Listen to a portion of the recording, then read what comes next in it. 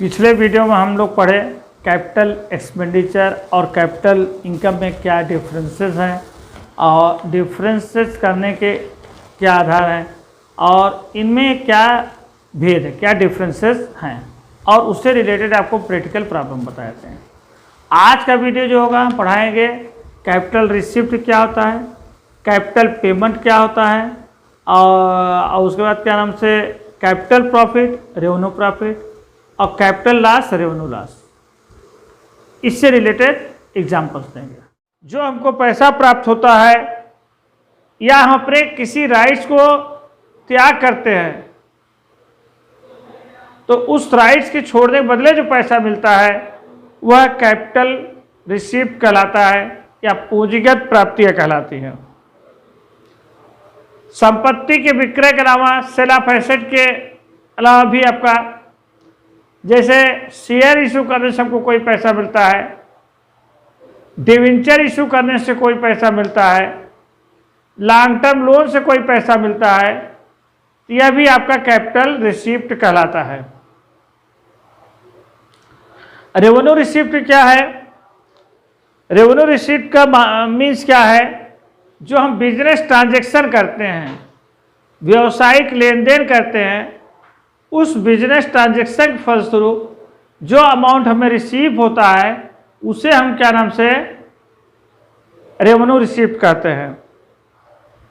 जैसे माल की बिक्री से जो पैसा प्राप्त होता है या इंटरेस्ट मिलता है या डिविडेंड मिलता है, यह सब कैपिटल रिसिप्ट के अंतर्गत आते हैं। Capital receipt and revenue receipt में भी डिफरेंस है। जिस प्रकार के कैपिटल एक्सपेंडिचर और रेवेन्यू एक्सपेंडिचर में डिफरेंस था, उसी प्रकार से capital receipt and revenue receipt में भी अंतर पाया जाता है। कैपिटल रिसीप्ट जो है नॉन रिकरिंग नेचर का होता है, अनवर्ती स्वभाव का होता है, ये कभी कभी मिलता है, बार बार नहीं मिलता है। कैपिटल रिसीप्ट बड़ी अमाउंट होती है जबकि रेवेन्यू रिसीप्ट छोटी छोटी अमाउंट होती है। अब दोनों में अंतर क्या है? कोई भी रिसीप्ट एक जगह रेवेन्यू हो सकता है, दूसरी जगह कैपिटल होता है। ये nature of business, size of business पर डिपेंड करता है। कैपिटल और रेवेन्यू रिसीप्ट में डिफरेंस करने के लिए कोई लीगल बेस नहीं है, बल्कि यह हम अपने एक्सपीरियंस के आधार पर, बिजनेस नेचर के आधार पर इस पर डिफरेंशिएट करते हैं। Capital receipt and revenue receipt में मेन डिफरेंसेस क्या हैं वो आपको बताते हैं। First, amount receive from sale. यदि हम गुड्स को सेल करते हैं उससे जो अमाउंट मिलता है वह हमारा रेवेन्यू रिसिप्ट होगा। लेकिन यदि हम फिक्स्ड एसेट सेल करते हैं, फिक्स्ड एसेट के सेल करने से जो अमाउंट मिलता है वह कैपिटल रिसीव होगा। यानी करंट एसेट्स या गुड्स सेल करने से जो अमाउंट मिलता है वह कैपिटल रिसीप्ट होता है और फिक्स्ड एसेट जो सेल करने से अमाउंट मिलता है वह जो गुड्स सेल करने से या क्या नाम से करंट एसेट सेल करने से जो पैसा मिलता है वह आपका रेवेन्यू रिसीप्ट होता है और जो fixed asset, long term asset को सेल करने जो पैसा मिलता है वह कैपिटल रिसीव होता है। पूंजी अथवा ऋण, यदि कैपिटल लगाया जाता है, जो कैपिटल लगाने से हमको पैसा प्राप्त होता है या लोन लेने से प्राप्त होता है, जैसे डिवेंचर इशू करते हैं या लोन लेते हैं, वह कैपिटल रिसीप्ट होता है। कैपिटल से प्राप्त राशि, कैपिटल से प्राप्त अमाउंट या लोन से प्राप्त अमाउंट रेवेन्यू नहीं होता। आय प्राप्ति के साधन की क्षतिपूर्ति, यदि कोई हमको इनकम प्राप्त करने का साधन है, सोर्सेज है, उस साधन के कंपनसेट में जो मिलता है वह कैपिटल रिसीप्ट के नाम से जाना जाता है। जैसे यदि हम अपने आय प्राप्त करने के अधिकार को त्याग देते हैं, किसी से अधिकार को त्यागते हैं, जैसे हमारे पास कार है, यदि कार हम चलाएंगे तो हमको पैसा मिलेगा, ट्रांसपोर्ट चलाएंगे। कार को हमने किसी दूसरे दे दिया, अपना राइट सेल कर दिया, ये क्या होगा? कैपिटल रिसीव होगा।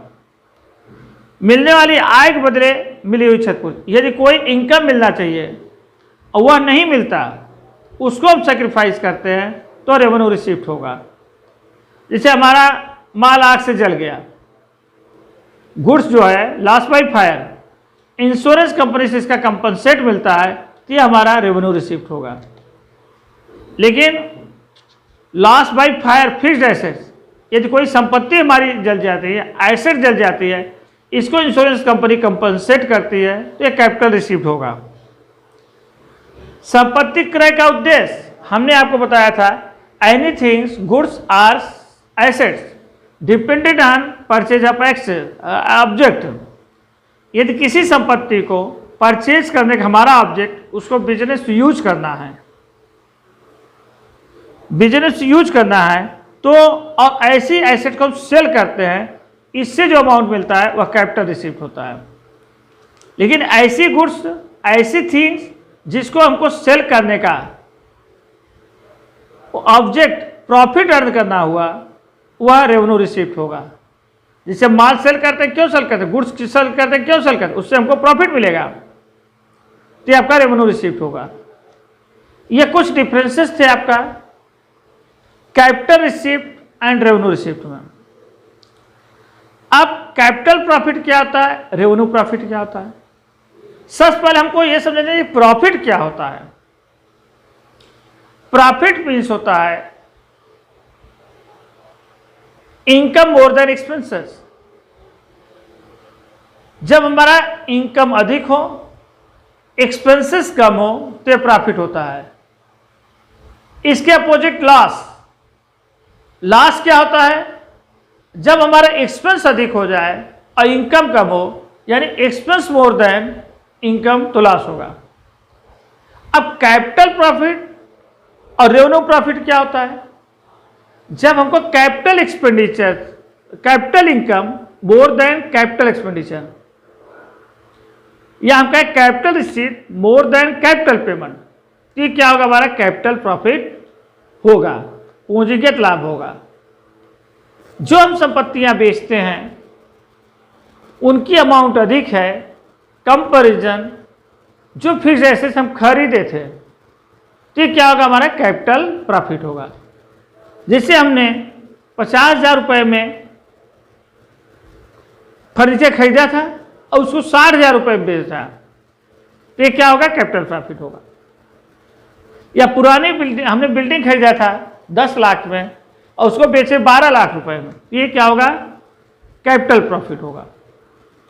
इसके अपोजिट इनकम, रेवेन्यू प्रॉफिट क्या होता है, जो रेवेन्यू इनकम है वह रेवेन्यू एक्सपेंस से ज़्यादा हो। जिससे हमने गुड्स सेल किया 14,000 रुपये में और गुड्स को परचेज करने में हुआ था 12,000 रुपये, तो 2,000 हमारा क्या होगा, रेवेन्यू प्रॉफिट होगा। तो समझ में आ गया कैपिटल प्रॉफिट क्या होता है, रेवेन्यू प्रॉफिट क्या होता है। अब कैपिटल प्रॉफिट और रेवेन्यू प्रॉफिट में डिफरेंसेस क्या है, इसमें अंतर क्या है। पहला, कैपिटल प्रॉफिट असामान्य प्रकृति का होता है, इसका नेचर एबनॉर्मल होता है, यह कभी कभी होता है, बार बार नहीं होता। जैसे sale of assets, profit and sale of assets, share for future, ये भी कैपिटल प्रॉफिट है। कोई शेयर होल्डर्स पेमेंट नहीं कर रहा है कॉल मनी, हम उसको फॉरफिट कर लेते हैं, ये कैपिटल प्रॉफिट होगा। और रेवेन्यू प्रॉफिट क्या होता है, व्यवसाय के संचालन फलस्वरूप बिजनेस को ऑपरेट करने के कारण हमको जो मिलता है, इनकम होता है, वो हमारा कैपिटल प्रॉफिट होता है। जैसे profit on sale of goods, income from investment, income interest, commission, ये सब आपका क्या हुआ, रेवेन्यू प्रॉफिट हुआ। अब कैपिटल प्रॉफिट का हम यूज कहां कर सकते हैं। कैपिटल प्रॉफिट से हम डिविडेंड नहीं डिस्ट्रीब्यूट कर सकते, कैपिटल प्रॉफिट को हम पार्टनर्स में डिस्ट्रीब्यूट नहीं कर सकते। कैपिटल प्रॉफिट का केवल यूज कैपिटल लॉस को राइट ऑफ करने में किया जाता है। यदि पूंजीगत हानियां हैं उस पूंजीगत हानियों को राइट ऑफ करने के लिए हम कैपिटल प्रॉफिट यूज करते हैं। यानी पूंजीगत लाभ को केवल पूंजीगत हानि को पूरा करने में यूज किया जा सकता है। पूंजीगत हानि से हम लाभांश या ओनर्स में डिस्ट्रीब्यूट नहीं कर सकते हैं। अब नेक्स्ट पॉइंट हमारा जो होगा वह होगा capital losses and revenue loss. Just capital profit और रेवेन्यू प्रॉफिट का अपोजिट जो होगा वह क्या होगा? Capital losses and revenue losses. यदि हमारा कैपिटल एक्सपेंडिचर ज़्यादा होता है और कैपिटल रिसिप्ट कम होता है तो लॉस होगा।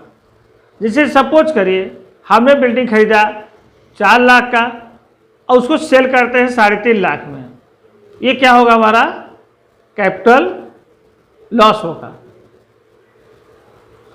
हमने डिबेंचर को रिडीम्ड किया डिस्काउंट पर, नहीं, डिबेंचर को हमने इशू किया प्रीमियम पर, तो ये हमारा क्या हुआ?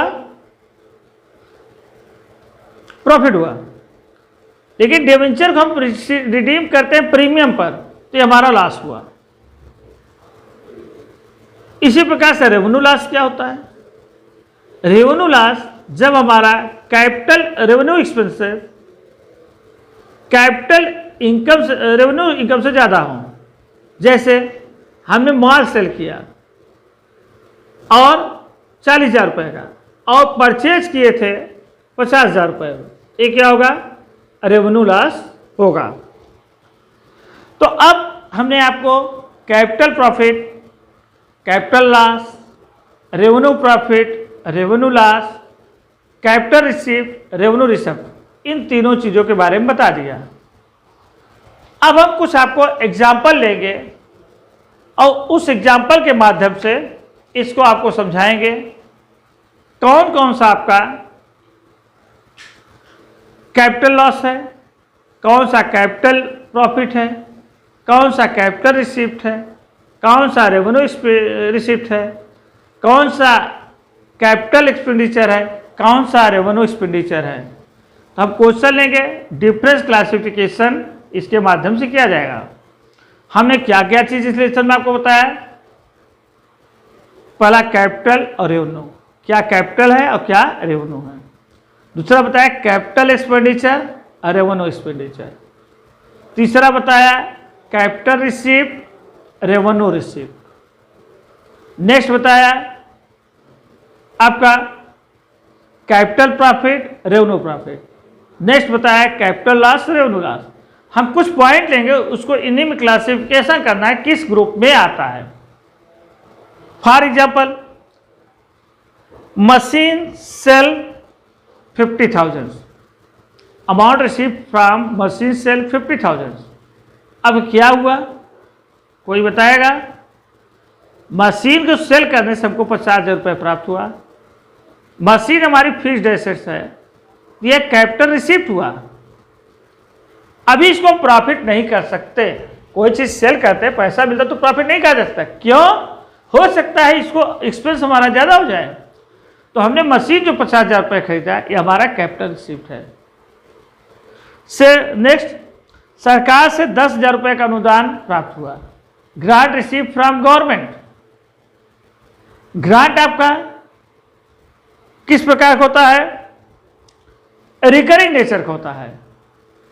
गवर्नमेंट आपको समय समय पर ग्रांट देती है, ये रिकरिंग नेचर का होता है, इसलिए रेवेन्यू रिसीप्ट हुआ। ग्रांट रिसीव फ्रॉम गवर्नमेंट, ये क्या होगा? आयगत प्राप्ति होगा, रेवेन्यू रिसीप्ट होगा। Next amount receive from issue of debenture 75,000। Debenture issue कर रहे हैं, डिबेंचर हमारा लॉन्ग टर्म होता है, ये क्या हुआ? कैपिटल रिसीप्ट हुआ। डिबेंचर इशू करने जो पैसा मिला हुआ कैपिटल एक्सपेंडिचर हुआ। स्वामी ने 5 लाख रुपए पूंजी लगाया, capital introduce by owner 5 lakh, ये भी कैपिटल रिसीप्ट हुआ। माल की विक्रय प्राप्ति 60,000 रुपये, amount receive from sale of goods 60,000, ये आपका रेवेन्यू रिसीप्ट हुआ। क्यों? क्योंकि माल हम बार बार बेचते हैं, बार बार इसे पैसा मिलता है, या रिकरिंग नेचर का है, या माल बेचना हमारा बिजनेस ट्रांजेक्शन है, व्यवसायिक फंक्शन है। तो व्यवसायिक फंक्शन के फलस्वरूप जो भी पैसा मिलता है वह रेवेन्यू रिसीव्ड होता है। कमीशन प्राप्त किया, यह भी व्यवसायिक फंक्शन है, यह भी रिकरिंग नेचर का है, यह भी आपका रेवेन्यू रिसीव्ड होगा। विनियोग पर प्राप्त ब्याज 1500 रुपये, यह भी आपका रेवेन्यू रिसीव्ड हुआ। क्यों? क्योंकि इंटरेस्ट ऑन इन्वेस्टमेंट हमको बार बार मिलेगा, ये रिकरिंग नेचर का है। अब एक एग्जांपल और लेते हैं आपको।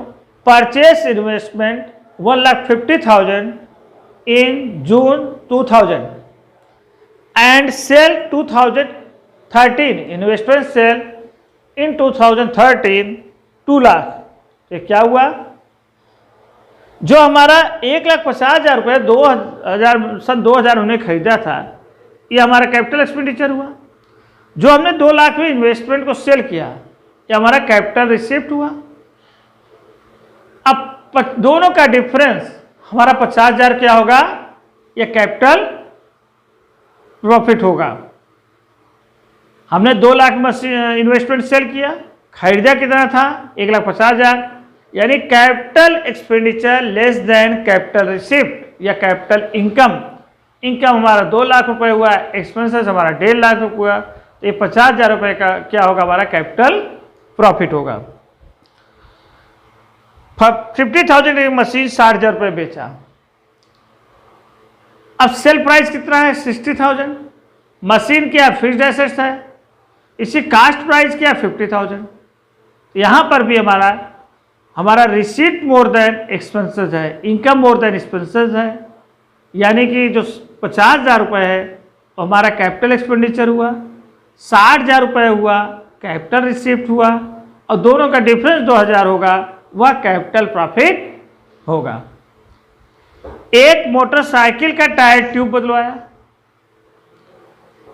पुराना टायर बेचने से प्राप्त हुआ 150 रुपये। टायर ट्यूब बदलवाया, टायर ट्यूब बदलाना क्या है? रेवेन्यू एक्सपेंडिचर है, क्योंकि टायर ट्यूब हम बार बार बदलवाते हैं, ये रेवेन्यू एक्सपेंडिचर हुआ। जो पुराना टायर हमने 150 रुपये बेचा, यह रेवेन्यू रिसिप्ट हुआ, आयगत प्राप्ति हुई। नेक्स्ट आपका 1,500 कमीशन रिसिव्ड।